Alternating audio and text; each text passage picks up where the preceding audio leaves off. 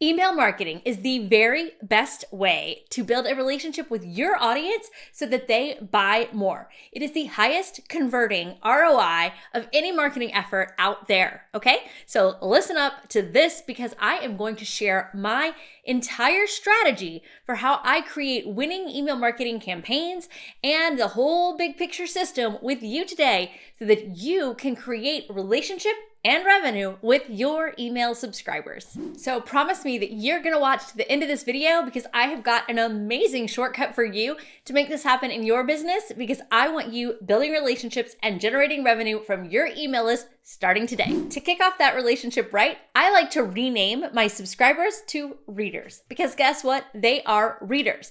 If you like that idea, go ahead and tap that like button because I know that you want to build a relationship with your people, and by calling them subscribers, they feel a little like, I don't know, not so great, but readers, they read and they consume and they want to hear what you have to say. So that is a very fun way to start off, and I just want to share that nomenclature with you now so that you can start using it too.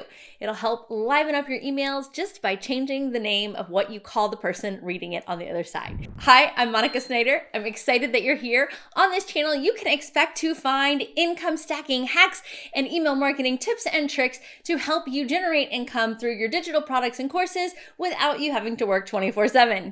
If you're a little nerdy like me and love supercharged systems, subscribe because you're not gonna want to miss any of these juicy tips that I have that are coming out on this channel. All right, so let's jump into this really super good, juicy content. And what I want you to understand is that building a relationship with your readers that generates revenue is about the same as meeting new people in real life and forming relationships with them. I have been in over 14 weddings and I have been a maid of honor 7 times. So trust me when I say I know a thing or two about building relationships that last. And I just want to say that it's awkward building relationships. It's weird, it's bumpy, it's sticky. And what I found is that the older that you get, that the harder it is. And that kind of relates to email marketing. But what I did was step back and said, okay, in each of these great relationships I've built, what were the phases and how do I apply them to email marketing? And that strategy has led to breakthrough revenue, breakthrough moments with my email marketing. So I want to share those with you today. The 3 phases are engage, expand, elect. And just like in real life, when people want different things from you in different parts of your relationship, that's exactly how your reader is when they subscribe to your email list. They want different things from you at different times. So in the first part, in the engage phase, you're going to welcome your new reader. You're going to let them know that they are in the right place. In the expand phase, you're going to expand your relationship with them and get to know them a little bit better. They're going to get to know you a little bit better. They're going to pay you more, hopefully, and it's going to be great. In the elect phase, you're either going to re-engage them, up their level of commitment to you, or you're going to say goodbye. And these are the things that happen in real life relationships too. So don't freak out at any of the parts of this. You can get through all of them, and I am here to show you how in this video. In phase 1, the engage phase, you're going to welcome your new reader and engage them by helping them solve a problem. Because here's the deal. They may think that you're the coolest person in the world, but they're only going to want to keep hearing from you if you somehow benefit them.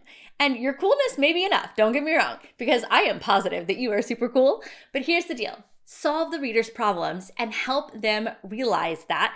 That is what you want to do in phase 1. Now, how you do that is by showing interest and intention, okay? So here's the deal. Interest is pretty simple. It's like, oh, do you like horses? I like horses. They want help with whatever problems you're solving. So the interest is there.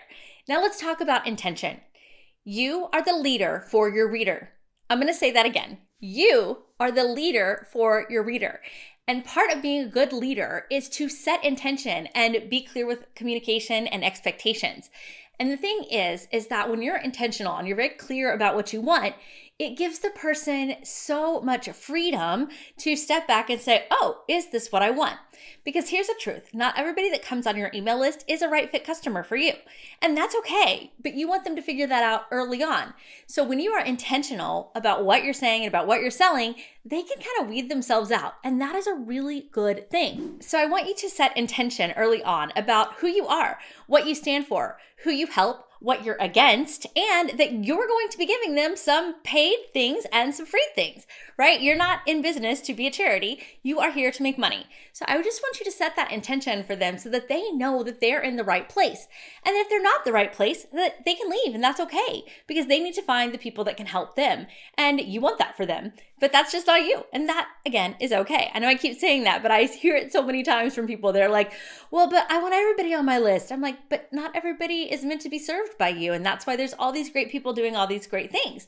So hone in on your people, and the more those people are going to be ready to move on to you with phase 2. Now, before we get into what exactly phase 2 is, let's talk about the email sequences that go into phase 1. The first thing you're going to do is, of course, deliver the free gift that you promised when they signed up for your list.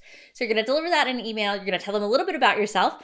And then 60 to 90 minutes later, you're going to send a second email that says, hey, did you get my gift? Also, can you tell me what your biggest problem is with blank? I call this a trifecta email because your readers aren't expecting to get emailed quite again so soon.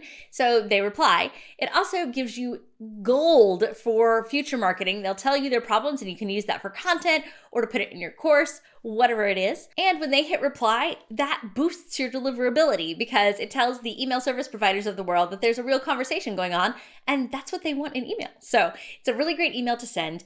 Go ahead and send that out 30 to 90. I know I said 60 to 90, but 30 to 90 minutes after you deliver that welcome email. Then you're going to follow up with a promotional series. Like I said, you want people to know you're there to sell something. So be sure to sell them something. Plus, they want help with their problems. So don't be shy about helping them and getting paid in exchange. I like to do this with 7 to 12 emails. And the emails that go into this series start where your reader is thinking that they are at. Now, here's the deal. You have probably what's called the curse of knowledge. You have so much expertise that you don't even know where your people are over here, okay? So take a few steps back from where you think that they are and meet them there and shift some of their beliefs. They probably believe some things that you know are no longer true. So write emails around that. Say, hey, like, I know you think that this is the truth, but really this is the truth. I'll give you an example with me in email marketing. People think that unopened emails are bad, but that's actually not true because 61% of people who don't open your emails stay on your list because they expect to do business with you in the future.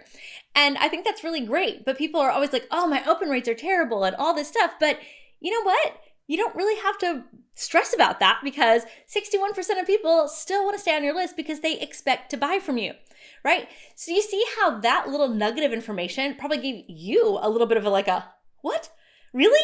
And I shifted your beliefs a little. That's what you want to do for your readers in the beginning of this email sequence. And then you want to take them on a little bit of a journey. Say, okay, well, if you don't have to worry so much about getting people to open your emails, but you still want to get them open, here's how you do it. You write better subject lines. And then you teach them how to write better subject lines. Just a few things, not everything like in your course, but teach them a few things and they will get that good, juicy information. Now you're helping them solve their problems. And then you're like, hey, if you want all my good, juicy subject lines and all the email marketing strategies to get all your emails open and all your emails read, then you need to buy my course. And that's the later part of that 7 to 12 emails. So you're going to start this email series by meeting them where they are. Then you're going to shift their beliefs a little to things that you know are true, but they don't quite know that yet. And then you're going to lead them into your paid product by saying like, hey, I've got so much more, but I can only give it to you in this course because I can't do it all over email. And then they will buy your course. At the end of those 7 to 12 emails, they move into what I call the expand phase. And this is when they come in and it's like, okay, maybe they did or didn't buy in that new subscriber promo series. And that's okay, by the way. They don't have to buy in there. Only about 2% of people will. Well, actually, sometimes only 1%, depends on your market. So don't freak out if you're like, Monica, only 1% of people are buying. That is okay. It is better than 0, okay? So start where you're at and work on beating your own numbers, but don't freak out, okay? Now, in the expand phase, this is when you really build that relationship with your reader. So you've kicked it off, you've done the great, meet cute like they call in Hollywood, where you're like, do you like me? Yes, I like you. Can you help me? I think so, right? It's like that stuff is going on. But now you got to build in that big long-term relationship. And this is the phase that this happens. This phase can happen for a really long time. It can go on indefinitely, in fact, and it is where you're just expanding that relationship. Now, I'm going to say it again. You're going to hear me say this a lot. You are the leader to your reader. And leaders help others solve problems. They help them get unstuck. They encourage them. They inspire them. They lead them through a transformation. Now, again, your reader is on your email list because they have a problem. And, I've worked with some people that do things like recipes and they're like, my readers don't have a problem. And I'm like, Yes, they do. They want to eat healthy food, or they want to get dinner on their table and have all their kids eat dinner at the same time, or something like that, right? Like every person on your list has a problem that they're hoping you can solve. So be the leader that helps them solve those problems, showing them where they're going to get stuck and shifting their thinking, okay? So again, fight off those myths that you hear, all that good stuff. This is where you get to do all of that. So again, fight off those myths. Take the time to really understand the person reading and write to them and just bust through their barriers. Help them get through it. That is what leaders do. And you are the leader to your reader. So that is what I want you to do in this phase. And the way to do this is to bust out your planner and look at your promotional schedule. And then think about where your reader is now versus where they're going to need to be to buy. And then you're going to start planting those seeds along the way using your emails until you get into like the full promotional launch series, which is like the daily emails, that whole cadence of things. But before then, you're going to want to send a weekly email probably. Please try to be in the inbox at least once a week. And you're just going to drip those seeds. And one of the ways that I really love to do this is by asking them their opinion. People love to share their opinion. So go ahead and ask them. Say, hey, I've got this upcoming thing. What is your biggest struggle with this topic, right? What's your biggest struggle with getting dinner on the table? What's your biggest struggle with email marketing? What's your biggest struggle with creating a YouTube video? What's your biggest struggle with whatever? And then you can use that as content to build out your launch email sequences. Now, launch email sequences need to cover all the types of people in your buyer audience, okay? And there are people who like to buy different ways. You probably write emails the way you like to buy. For example, I am a very detailed buyer. I need to know how your program is going to work before I'm going to buy it. I kind of want to know the high level picture. I don't need to know the nitty gritty details, but I need to know that the plan that you have in place is one that I am ready to be on board with. But there are other buyers who need all the stories and the social proof and, all those beautiful transformational stories. And there are some, frankly, that just need a deadline, okay? So make sure that when you go to write emails in this phase, in the engage phase, that you're covering those different types of people. So you're gonna wanna make sure that you've got all laid out, how you do your program, your special sauce, so to say, in a high level. Don't give away all the details, but in the high level, do that. And then also make sure to put in the stories, the testimonials, or even why people signed up. These don't have to be some grand thing. Somebody could have made their first dollar with you, or they could have written their first email. Those little win stories sometimes are way more powerful than the big, I did a $30,000 launch just with my emails, right? Because while those are aspirational, there's those little wins along the way that your readers want to hear about too. So don't feel like you have to have these big crazy stories to put in there like you see all the pro email marketers do. You can just do the little ones like, hey, I managed to get dinner on the table and there was one dish that everyone ate. Like, that's a win, okay? So don't forget the little wins, include those. You can also include those in your newsletter, by the way. It's just super fun to do. And then also just a deadline helps every time. If you can include a deadline or some sort of urgency or scarcity, like if you're doing something that's like a time-based thing, then that's easy. But if you're doing something that is service-based, like maybe you only have a certain capacity, that also creates scarcity. And be sure to add that to your emails because they're very powerful in getting people to take the action that you want them to take. So as you plan out your promotional schedule and your calendar and all your emails, just remember that you don't have to have like big, crazy amounts of emails. A flash sale can be run with 2 emails, right? And you can do it in one day. So there you go.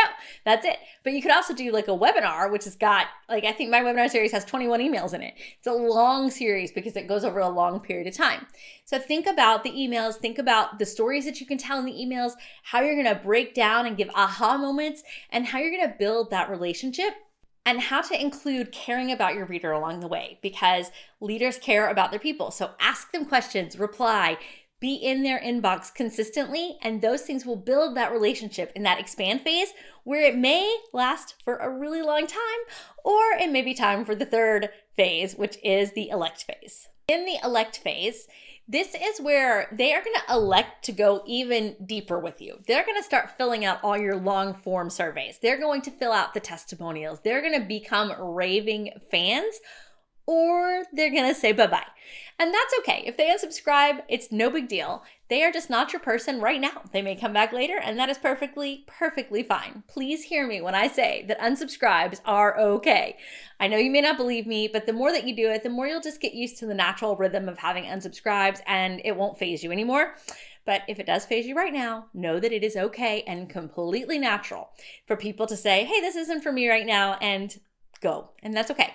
And what you're looking for is those people who are ready to fill out your 20-page survey, or the people who are ready to get on the phone with you and build that case study, or give you that big juicy testimonial, or even those little testimonials that create those great stories along the way.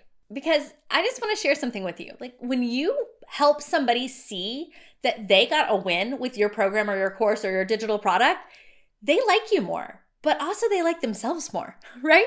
So by asking people to share their stories, they actually get a boost for themselves, and it gives you a boost. It's so powerful. And that's why I love the elect phase, because I automate how to put this into place. So I definitely put in testimonials when people are coming through my programs and say, hey, can you share this win with me? And I don't wait till the end. I do it along the way so that they can share their little wins. And I encourage that because I want to know that they are succeeding or not. I ask them that too because I want to help them. And here's the thing is that when people are succeeding and they're saying it and they're showing up and saying it, they get more help too. It helps them.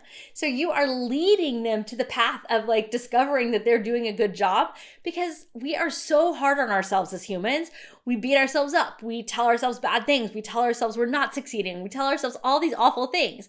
So when you lead your reader to sharing their story and they can see it through other people's eyes, because when you share it like that, they're like, oh, other people are going to think this is cool. And then guess what? Other people do think it's cool. Then that makes you cool and the person who shared the testimonial cool. So everyone gets cooler. So if I just shifted to how you think about getting testimonials and how it can actually help your reader, let me know in the comments by typing the word testimonial. So that is how you create this relationship with your readers. In phase 1, you engage them by setting intention and making sure that you are engaging them with intention. And that, my friend, is how you create an entire email marketing strategy that brings people in phase 1 engages them, lets them know they're in the right place, helps them solve their problems, and sets intention for the relationship. And in phase 2, you expand that relationship by giving them more of what they need, asking them what they want, and providing solutions to their problems. And in phase 3, you elect to go deeper by finding out more information, digging into those surveys, or saying goodbye because it's time to do that. And these 3 phases, when put together, are super powerful. So when you get your planner out, plan them and think, okay, hey, there's this email person. When they come on, you automate that new subscriber part, right? And in the middle, you may or may not automate some of those expanding things. And I think it depends on what your goals are, but really you're going to plan it out. And that's where most of your planning goes into, because once you get the engage phase set up, it pretty much works on its own. And then the elect phase is going to be a couple times a year. You're going to say like, hey, I want to go deeper. I want to find out these surveys, or you're going to build out those testimonial automation. So that's how you set up an entire email marketing program that works for you. Now, I promised you the shortcut, and here it is. I have an entire email marketing program called Relationship and Revenue, and all the email sequences that you need to build this and to create those automations and create this system, including the planner, are all inside. You can check it out at relationshipandrevenue.com. And you can see that in phase 1, I have that welcome series and that new subscriber promo series that's going to walk you through exactly what I taught you here today. And in phase 2, it's got all kinds of ways for you to stay in touch, different promotional series, and that planner, that ROI planner, because I also want to make sure that you're getting a great return on your investment. It's also got those newsletter templates that you're going to need to stay in touch with your readers when you don't have a promotion going on. And it's also got everything that you need for the elect phase, which of course includes gathering those testimonials and seeing if your reader wants to re-engage or if it's time to say goodbye. Now, these templates are the best shortcut I can give you. These email templates are sort of Mad Lib style. You just plug and play your information. There are video walkthroughs for everything because I do not expect that you are an excellent email copywriter. I mean, that would just be crazy. So I walk you through why each email is in that place, how to use it, and how to build it for your business. And I've just made it as simple as possible. So definitely go check out relationshipandrevenue.com. I've priced it to be a no-brainer for you because honestly, here's one truth that I know about being in digital marketing for over a decade is that the more you email, the more revenue you're going to make. And I want you to stay in business, and businesses need revenue in order to stay in business. So go check out relationshipandrevenue.com right now. Don't wait. Grab these templates and get your email marketing on point. And if you have any questions at all, just ask in the comments and I will get them answered.